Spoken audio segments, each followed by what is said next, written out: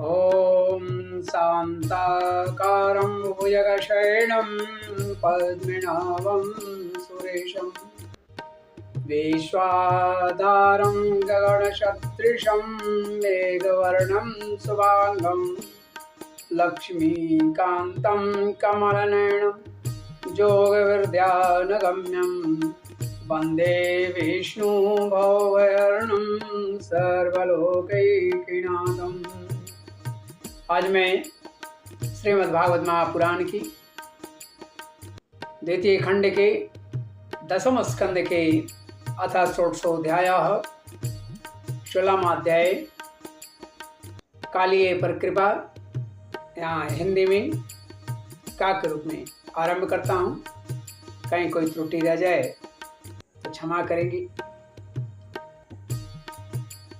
भिन्न भिन्न भगवान की लीलाओं को पढ़ा, आप तक प्रेषित किया।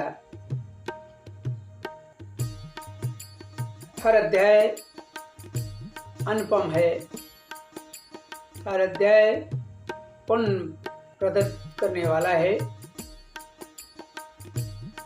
कानों को तृप्त, हृदय को शांत करने वाला है। जिनका हृदय संतप्त है उनका हृदय शांत हो जाए। लेकिन इसके लिए क्रमशः तैयार करना हो, क्रमशः सुनना है।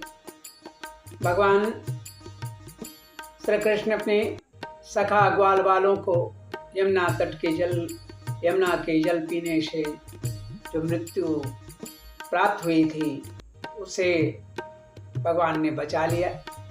उनकी अनुग्रह भरी दृष्टि ही उनके लिए बहुत बड़ी बात थी।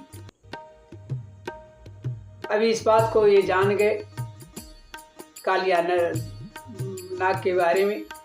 इस वृंदावन से कालिया नाग को हटाना जरूरी है। और इन्होंने जो है भगवान श्री कृष्ण खेल खेल पर में कैसे उसे स्थान परिवर्तन कराते हैं, इसकी कथा मैं आगे आरंभ करता हूँ। सुखदेव जी कहते हैं, विलोक्य दूषितां कृष्णां कृष्णाहीना विभो तस्या विशुद्धिमन्वीक्षन् सर्पं तमुदवासयत्। सुखदेव जी कहते हैं कि हे परीक्षित, हे राजन, भगवान श्री कृष्ण ने देखा कि महाविषधर कालिये नाग ने यमुना के जल को विषैला कर दिया है। तब यमुना जी को शुद्ध करने के विचार से उन्होंने वहां से उस सर्प को निकाल दिया। जब ये बात उन्होंने कहा तब राजा परीक्षित ने पूछा कि हे भगवान, हे सुखदेव जी, कथमन्तर्जले गाधे न्यागृणाद भगवान तवैव भूयिभावाशं यथा सिद्ध विप्रकथ्यताम् ब्रह्मन् भगवतस्तस्य भुम्ना स्वच्छन्दवर्तिनः गोपालोदारचरितं कस्त्रीप्येतामृतं जुषन्। परीक्षित ने पूछा कि हे भगवान, हे ब्राह्मण, भगवान सुखदेव श्री कृष्ण ने यमुना जी के अगाध जल में किस प्रकार उस सर्प का दमन किया, किस प्रकार उसका मान मर्दन किया। फिर कालिया नाग को जलचर जीव नहीं था, कालिया नाग कोई जलचर जीव नहीं था। ऐसी दशा में वह अनेक युगों तक जल में क्यों और कैसे रहा, सो भी हमें बताइए। हे ब्रह्म स्वरूप महात्मन, भगवान अनंत, भगवान जो है वो अनंत है। वे अपनी लीला प्रकट करके स्वच्छंद विहार करते हैं। गोपाल रूप से उन्होंने जो उदार लीला की है, भक्तों को प्रिय करने के लिए किए हैं, भक्तों की रक्षार्थ जो लीला उन्होंने किया है वह तो अमृत स्वरूप है। भला उनके सेवन से कौन तृप्त हो सकता है, कौन तृप्त हो सकता है।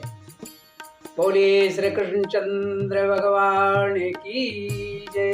नारायण नारायण नारायण, गोविंद नारायण नारायण नारायण, श्रीमन नारायण नारायण नारायण, माधव नारायण नारायण नारायण।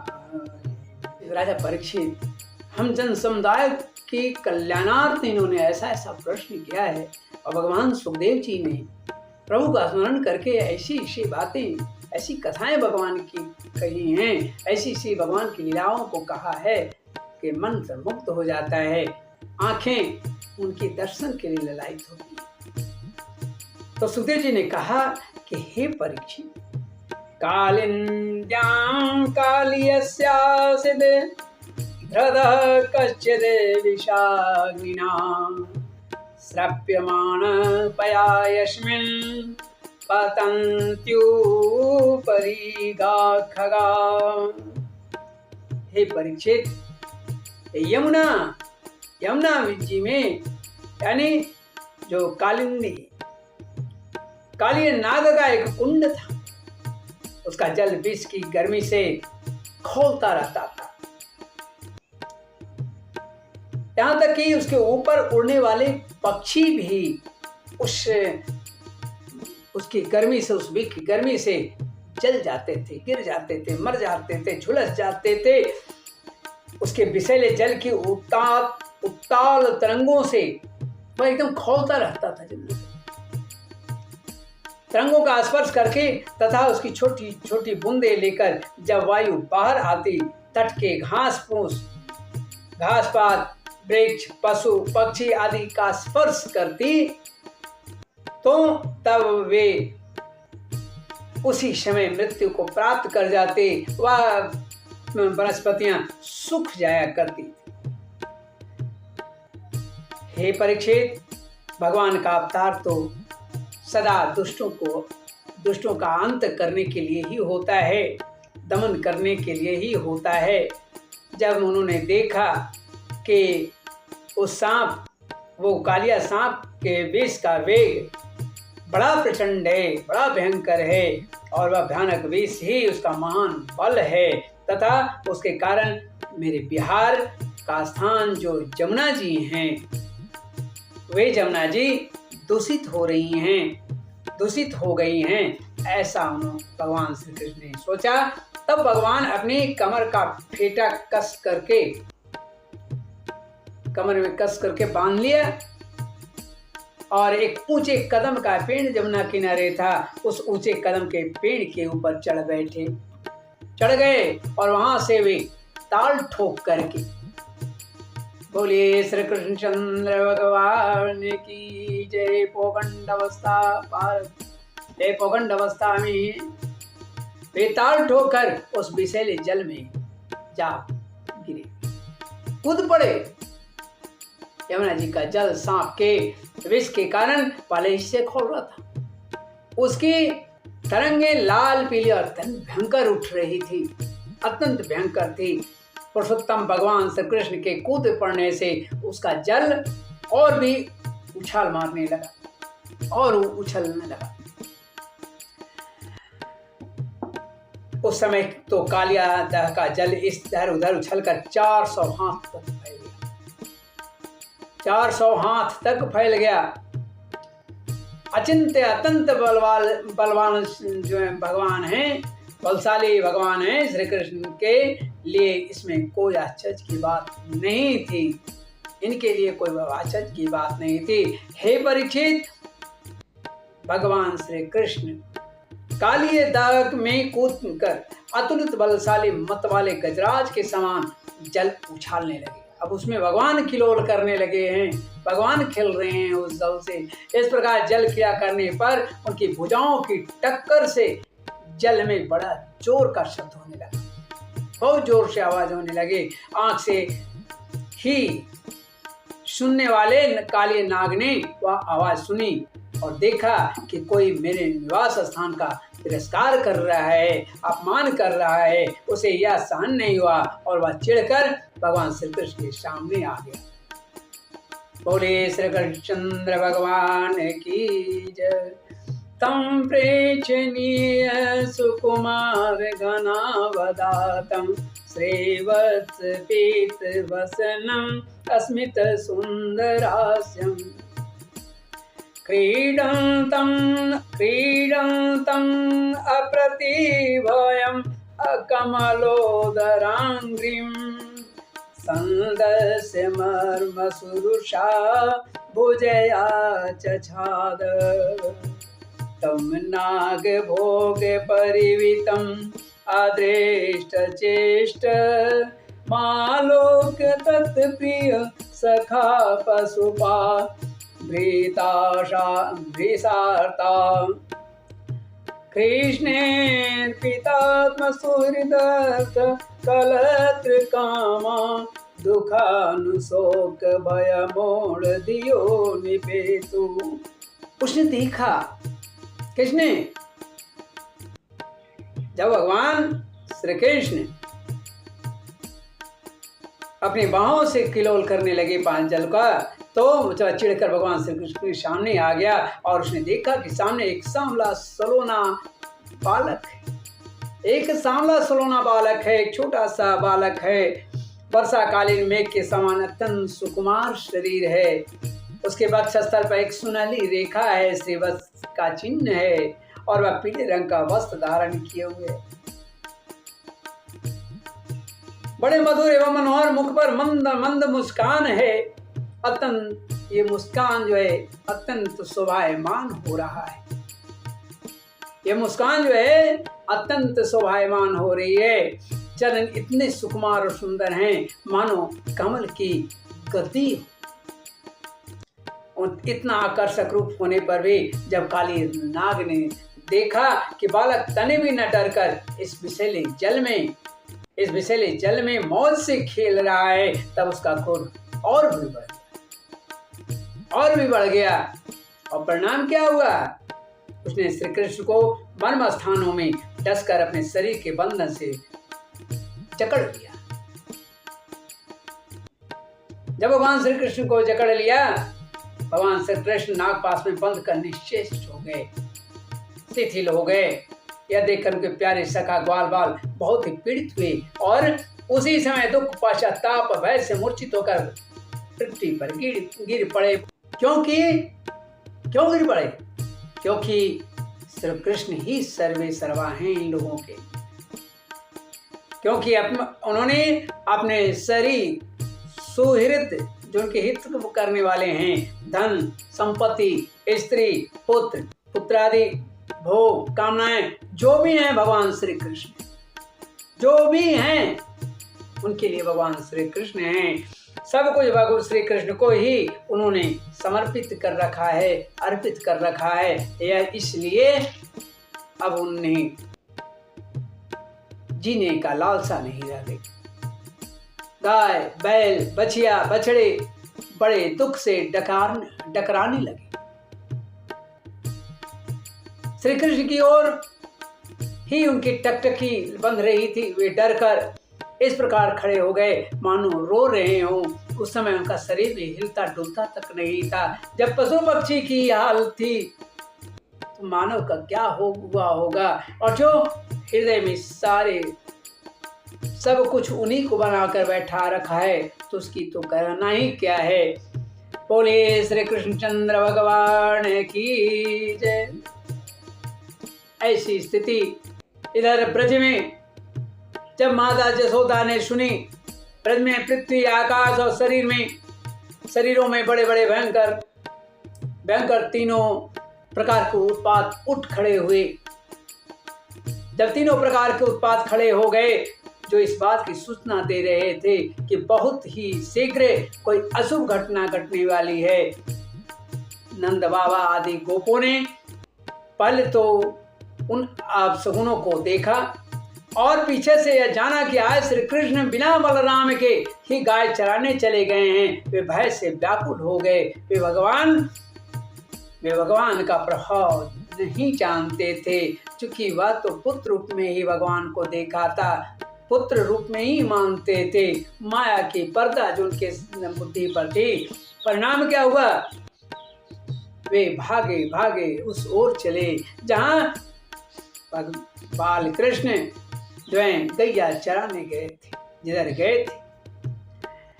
और वे भय से व्याकुल हो गए। वे भगवान का प्रभाव नहीं जानते थे, इसलिए उन अपशकुनों को, अशकुनों को देखकर उनके मन में यह बात आई कि आज तो श्री कृष्ण की मृत्यु ही हो गई होगी। तो यह सब देखकर वे सब गोपतन व्याकुल और अंत में मूर्छित हो गए। गोपियों का मन अनंत गुणगण नीले भगवान श्री कृष्ण के प्रेम के रंग में रंगा हुआ था। वे तो नित्य निरंतर भगवान के सौहार्द, उनकी मधुर मुस्कान, प्रेम भरी चितवन तथा मीठी मीठी वाणी का ही स्मरण करती रहती थी। जब उन्होंने देखा कि हमारे प्रियतम श्याम सुंदर को काले सांप पकड़ रखा है, तब तो उनके हृदय में बड़ा ही दुख हुआ। वह भी कोई साधारण सर्प नहीं था, महाविषधर सर्प की बात है। और बड़ा दुख हुआ, बड़ी ही जलन हुई। अपने प्राण बल्लभ भगवान श्री कृष्ण जो जीवन सर्वस्व के बिना उन्हें तीनों लोग सुने दिखने लगते थे, वे आज भी वही स्थिति है। अपने प्राण बल्लभ जीवन सर्वस्व के बिना उन्हें तीनों लोग सुने दिखने लगे। माता यशोदा तो अपने लाडले लाल के पीछे कालियाता में कूदने ही जा रही थी, लेकिन नंद बाबा उन्हें पकड़ लिया।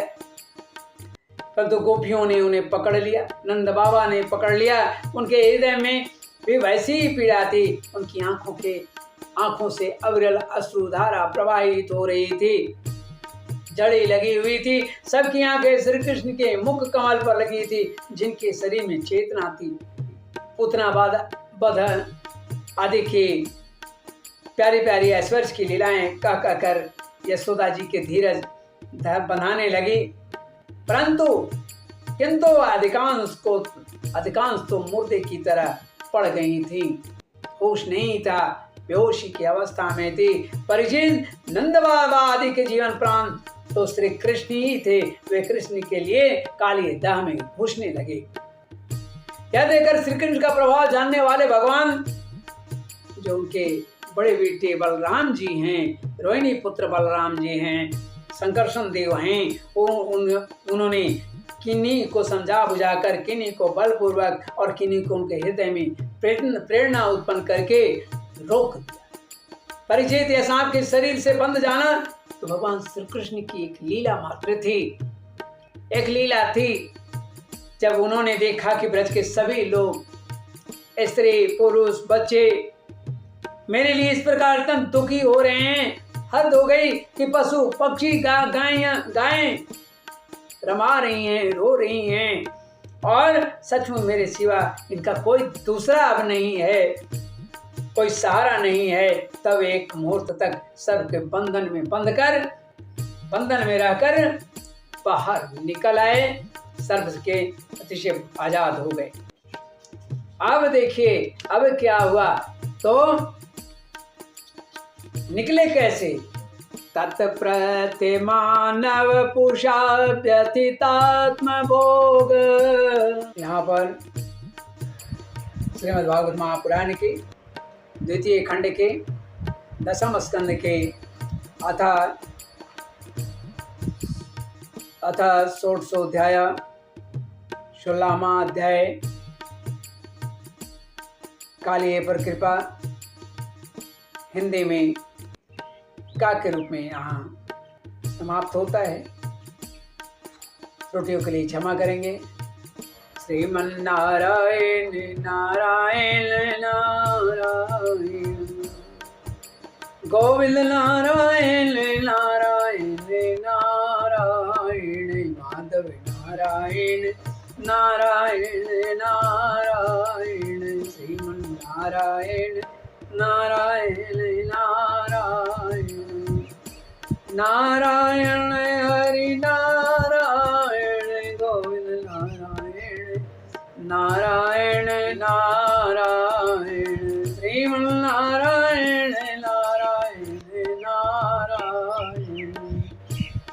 धर्म की जय हो, अधर्म का नाश हो, प्राणियों में सद्भावना हो, विश्व का कल्याण हो। गौ माता की जय हो, गायत्री माता की जय हो, भारतवर्ष की जय हो, सूर्य देव की जय हो, समस्त विप्रों की जय हो, समस्त सनातनियों की जय हो, हमारे राष्ट्राध्यक्ष की जय हो। ओम हर हर हर महादेव।